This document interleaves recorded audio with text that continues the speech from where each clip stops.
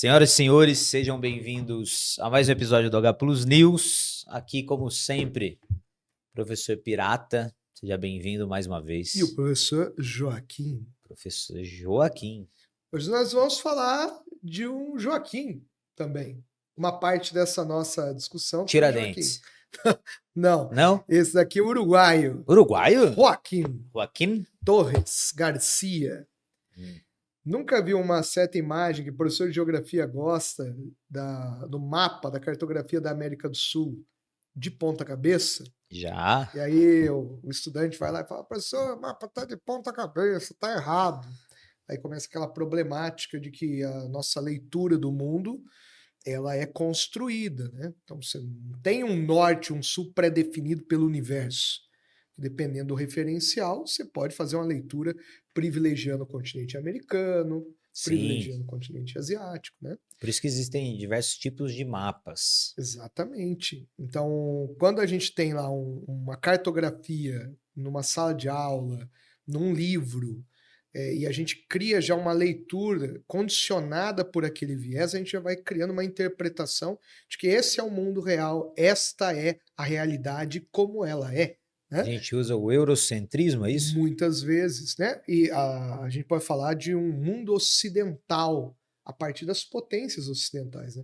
A Europa ocidental e também depois uma nação que se forma, um desdobramento posterior, que são os Estados Unidos da América. Perfeito. Né? O Canadá também entraria nisso, que está ali também dialogando com essa matriz europeia e com esse desenvolvimento da modernidade industrial capitalista do Ocidente. E esses os chamados países de primeiro mundo, né? Sim. Durante a época da Guerra Fria, que você era bem criança nesse período ainda, mas pegou o finalzinho da Guerra Fria, se falava que tinha o primeiro mundo dos países capitalistas e o segundo mundo dos países socialistas, né? Sim. Basicamente União Soviética e o leste europeu, né? Pegando também ali a China, né? Mas a China entraria numa outra configuração, porque a China, até o seu processo de modernização recente, era um país como o Brasil, os países latino-americanos, a Índia, os territórios africanos. Esses aí não se encaixavam muito bem, né? Os desenvolvidos superpotência como a União Soviética, o segundo mundo socialista, ou os capitalistas industrializados de primeiro mundo. Seriam subdesenvolvidos. Subdesenvolvidos. Você já escutou também o termo emergentes? Países É um emergentes. pouquinho menos feio do que subdesenvolvido. Subdesenvolvido rebaixa, né? Sim, parece subnutrido. Emergente está emergindo da onde? Né? Das trevas, da escuridão, da desgraça, né? Exato. Mas está começando a crescer, né?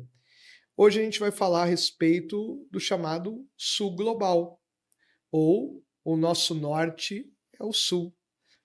Sul Global é um conceito?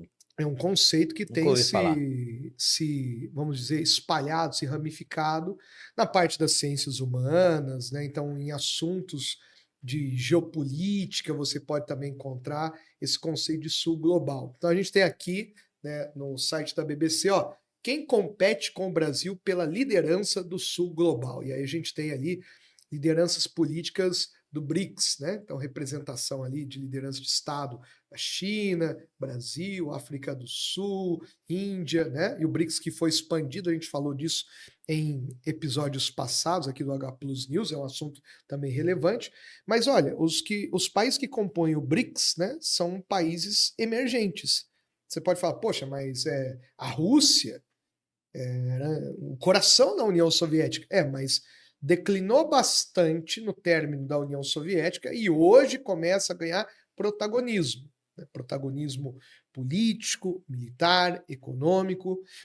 A China, também recente, da década de 70, com as reformas econômicas de Deng Xiaoping, há um processo de entrada de multinacionais e o desenvolvimento de um parque industrial de características capitalistas nas chamadas ZEs, Zonas Econômicas Especiais, do litoral chinês.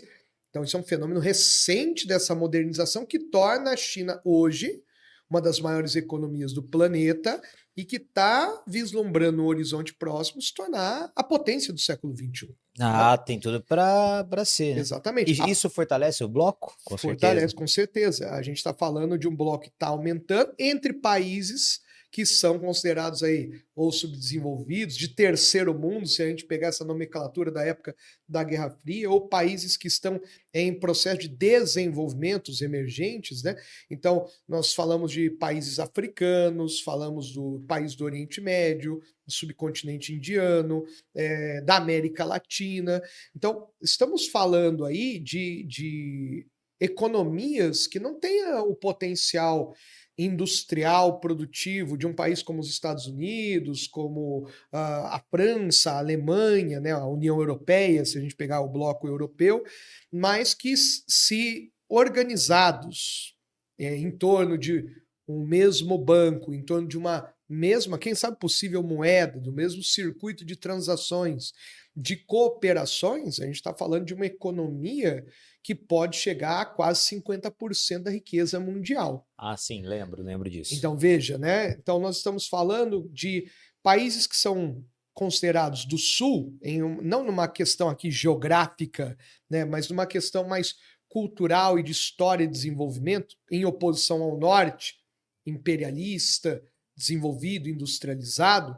Então, esses países, em especial a China e Rússia, que são os estados mais fortes, e agora a Índia também se fortalecendo, representam um sul global que tem impacto no mundo e pode ser, enquanto bloco, esses países integrados, cooperando entre si, podem ser uma referência, podem ser tão poderosos como a União Europeia e Estados Unidos em coletividade. Tá. Então, sul global, não importa se ele está acima da linha do Equador no mapa tradicional. China e Rússia quebrariam com essa lógica. Né? Sul global simplesmente, basicamente, está em antigas áreas que foram colonizadas. Fora a Europa, Estados Unidos, Europa ou Ocidental, Japão, Estados Unidos, né, as potências Japão, capitalistas sim, tradicionais. isso, exatamente. Tá, perfeito, entendi. Então esse sul global ele envolve países que têm o mesmo histórico de áreas que foram colonizadas ou áreas que tiveram alguma dificuldade de modernização capitalista e industrial, uma modernização tardia ou incompleta, e que historicamente foram considerados na condição de subalternos, de não protagonistas, né? E que agora se lançam como potenciais protagonistas, inclusive no aspecto de releitura cultural de mundo. Parar de valorizar a produção cultural apenas desses países tradicionais imperialistas, mas valorizar a própria cultura, valorizar a própria identidade. Por isso, a gente volta aqui àquela imagem que está do lado da notícia, né, com esses chefes de Estado do Sul Global, de uma América do Sul de ponta cabeça, né? Ou vamos expandir uma América Latina invertida, né? Colocando ela como uma referência ao Norte. O Sul se torna Norte para nós. Recentemente, você tem a ex-presidente do Brasil, a Dilma Rousseff, que virou presidente do banco, do BRICS, né? O BRICS tem já um banco de fomento ao desenvolvimento dos países membros. Ela fez alguns discursos que algumas pessoas até ridicularizaram. Ela né? é presidente do banco do BRICS. Do BRICS, não Exatamente. Sabia. E é uma rotatividade da administração do banco do BRICS. Né? Então, assim como nos blocos econômicos você faz rodízio entre os membros de chefias variadas, acontece também com a questão do banco de cooperação dos Estados-membros. Ficará lá por X anos, depois vem alguém da China, depois alguém da Índia. Exatamente. Tá, perfeito. E aí você tem alguns discursos dela que ela falou, né, do Sul ser Norte, né? E é uma referência essa ideia do Sul global, né? Ou mesmo recentemente o presidente Lula também falou dessa referência de um Sul global, de uma sequência de estados nacionais que têm uma mesma história, uma mesma identidade, uma mesma dificuldade, o mesmo processo de desenvolvimento que buscam cooperar entre si. Então, o Sul global não envolve apenas os Estados-membros do BRICS, ele é mais generalizante, é um conceito que fala desses países tradicionais da América Latina, do continente africano. Porque na América do Sul só tem Brasil. Hoje, e existe o processo de tentar integrar outros, sim, né? Sim. Mas, por enquanto, é o Brasil que é vamos dizer, o grande representante latino-americano, né? Mas há uma possibilidade, o Mercosul, que já é um bloco regional, poderia, esses países membros, quem sabe futuramente, com o Brasil estando no BRICS, entrada, né, de outros representantes. Mas veja, a ideia é, estamos vivendo um tempo em que esses países que historicamente foram negligenciados ou foram colocados numa condição de vocês, numa negociação das Nações Unidas, o voto de vocês é menor ou não tem direito a voto, né? Vocês que historicamente foram explorados têm que obedecer ou aceitar. Agora há uma possibilidade de mudança desse eixo. No momento que a União Europeia passa por desafios, Sim. saída do Reino Unido, os eurocéticos, né, os movimentos contrários à manutenção da União Europeia, os desafios também dos Estados Unidos, desde a sua crise de 2008, a sua democracia republicana que passa por solavancos nos últimos anos. Sim. Então, nós estamos visualizando uma possibilidade dessas potências tradicionais do norte, as potências ocidentais, elas estarem dando passagem para um sul global que se apresenta como o norte no horizonte. Opa!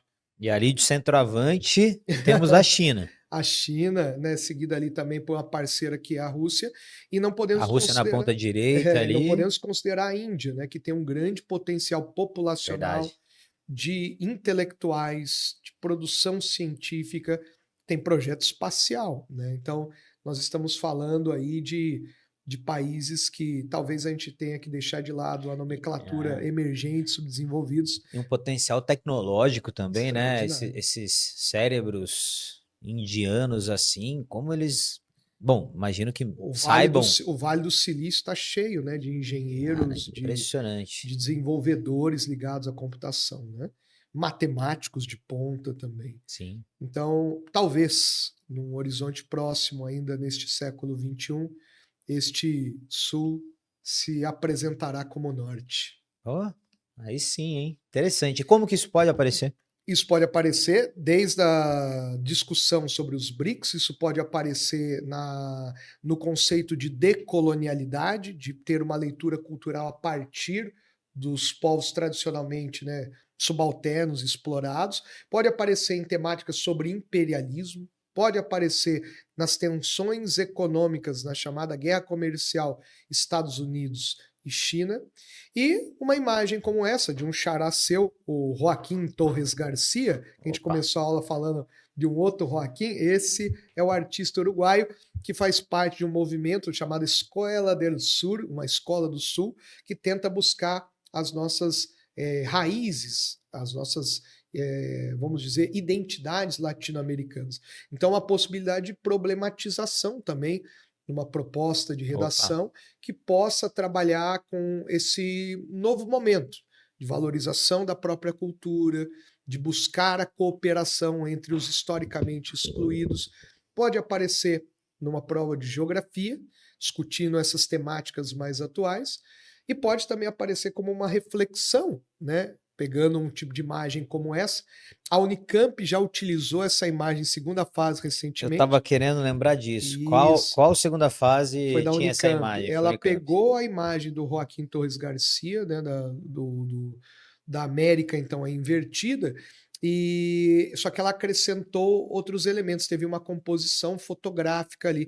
Você tinha a bandeira de povos de povos indígenas do território chileno e boliviano e peruano.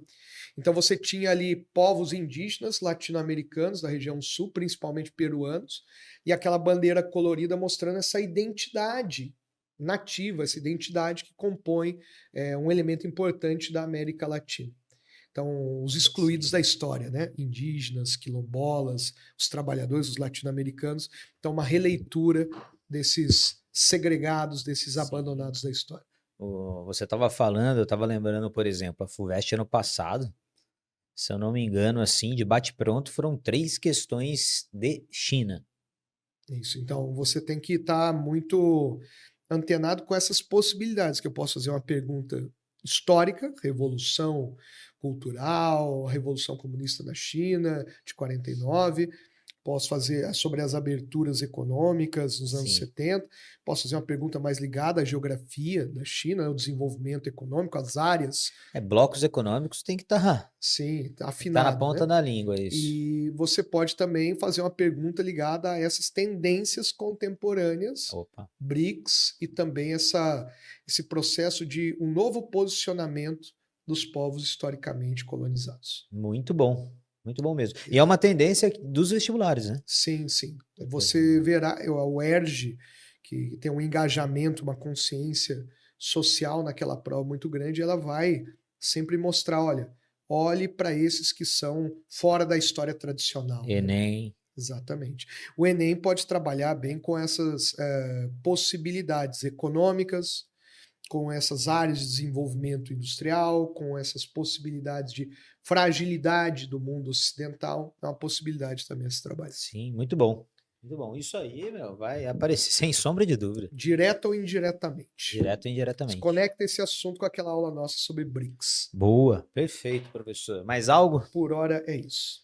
É isso. Espero que vocês tenham gostado. Dá um like aí, curte, comenta, enfim. Eu até passei pro Pirata os comentários e sugestões, né? Do que tinham sugerido? Acho que Tinha era alguns sobre ciência, sobre oxigênio negro, isso. não era? Exatamente, que era uma esfera que até eu acho que você vai até falar mais do que eu nesse dia, porque vai envolver A biologia. temáticas da biologia, né? Sim, biologia barra química. Uhum. Então nós vamos ter aí um bloquinho aí sobre É, Israel-Palestina e a gente depois vai pegar também uns temas aí ligados vamos. às sugestões dos estudantes. Perfeito. É isso. Beleza? Obrigado, professor. Espero que tenha gostado. Até a próxima. Beijo. Até mais. Tchau.